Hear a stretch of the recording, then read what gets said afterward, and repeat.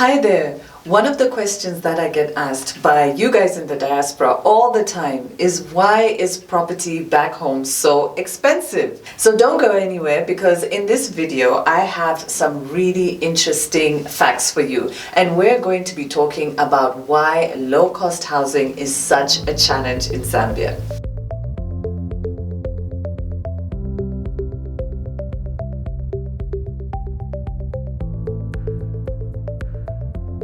If we haven't met before, my name is Natasha Chumia. I'm the director of Diaspora Connect, and on this channel I like to give you information and inspiration to help you, if you're living abroad, to buy property back home in a safe and reliable way. And so every week we like to give you a video with information and inspiration on the Zambia property market.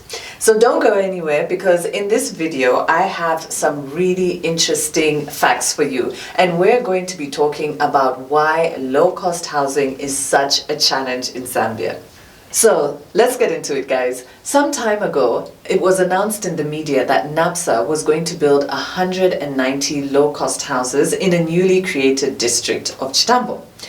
They also mentioned in the media that they were going to spend 45 million kwacha on bulk services. So that's the roads, water, sewerage, and power. So I decided, why don't we do a little maths and see what the cost of low-cost housing is, just by using this as an illustration. And I want to say from the outset that this is by no means NAPSA's official position. This is just for illustrative purposes only, and I'm using this as an example to show you guys why low-cost housing continues to be such a challenge. Right, so let's get into the maths. Now, we have 45 million kwacha for bulk services, and we have 190 houses that are planned to be constructed. So 45 million, divide that by 190 houses, and you get, I'm not that clever, I can't do it mentally. So you get 236,842 kwacha. So let's just round it off to 240,000 kwacha per house. So this is the cost of bulk services per house before even a brick is laid down. This is how much it's going to cost for each house, just on the bulk services. So now that we know that the cost of the bulk services per house is about 240,000, and guys, remember that this is before even a single brick has been laid down. Let's go on to the cost of construction. Again, no figures here. Let's just use the standard costs. So for a standard house, it's about 3,500 kwacha per square meter. Now, let's say a low-cost house, let's say we're looking at a house which is 120 square meters. I think that's a fairly good size house. So if we say 120 square meters, which is the size of the house, times 3,500 kwacha per square meter, which is the cost of building a standard house, that gives us 420,000 kwacha as the cost of construction. Now again, these are just estimates. So let's put together the bulk services and let's add them to the cost of constructing the house. So that is 240 for the bulk services plus 420 for the cost of construction, and we get 660,000 kwacha for what is known as low cost. So you can already begin to see where the challenge is. Now, once again, I'm not saying that NAPSA is going to bring houses, low-cost houses to market at that price. We're just using this as an example. Now let's go a step further and let's look at what would happen if a private developer was building low-cost houses. Because as we know, NAPSA is our national pension authority, and they can't build all the houses for Zambia. We know we've got a massive housing shortage, and government can't fulfill that need alone. So they need private developers to also help bridge that housing shortage. Now, what are the other costs that a private developer would also have to take into consideration? A private developer would have to look at the cost of the land. That's something that wasn't included in our initial simple calculation. A private developer would also have to look at the cost of those bulk services, and probably in a somewhat different way.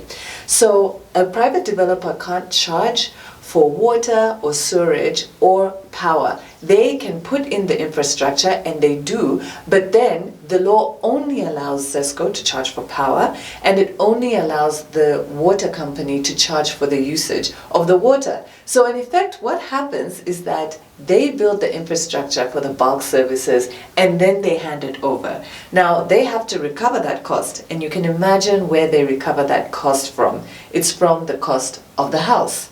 So from that simple calculation, we'll be looking at a further addition for the bulk services. Another thing that a private developer would have to factor into their calculations are professional fees. So they would be contractors' fees, they would be architectural fees, project management fees. Of course, there would be legal fees as well. So there are a number of professional fees that would have to be added onto the cost of the project and, in effect, onto the cost of the house.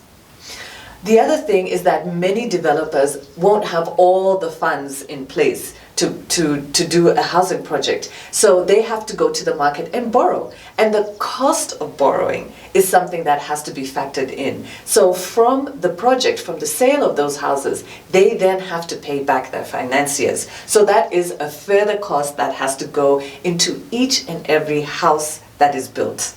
Now, if it's a private developer, obviously they're in it for business. They have to make a profit. So on top of all the calculations that they have to make, they also have to factor in a profit margin. There needs to be an attractive return.